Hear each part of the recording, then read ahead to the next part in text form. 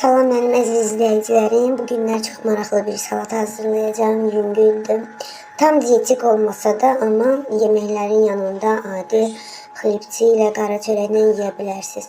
Öncə bir ağ soğan, bir baş ağ soğanı xırda şəkildə doğrayıb bitki yağında çox az miqdarda qovururam. Rəngi dəyişib, rəngi qızılı rəng alana kimi qovururam.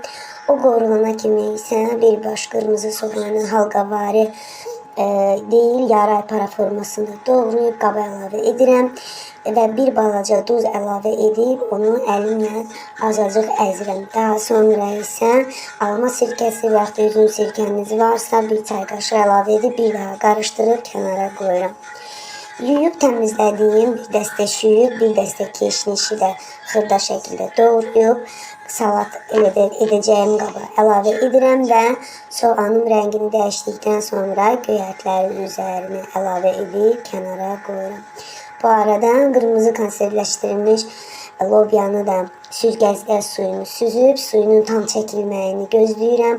O suyun çəkənə kimi isə hardasa bir ovuc qozu xırda, çox xırda şəkildə doğrayıram və göyərtli soğanın üzərinə əlavə edib, daha sonra isə suyu çəkilmiş yandan salatın üzərinə əlavə edirəm, qarışdırıram və soğanlı, əzməli soğanı da, qırmızı soğanı da əlavə edib, üzərinə əgər sezonudursa nar dənələri, yoxdursa nar şərab əlavə edib qarışdırırsınız.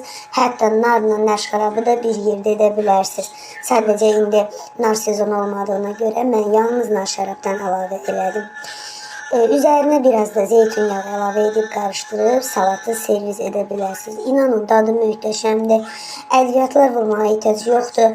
Sadəcə əgər evinizdə xumeli ədviyyatı varsa ondan vura bilərsiniz. Yoxdursa ehtiyac yoxdur. Zaten sirkə ilə duz soğanı vurmuşduq.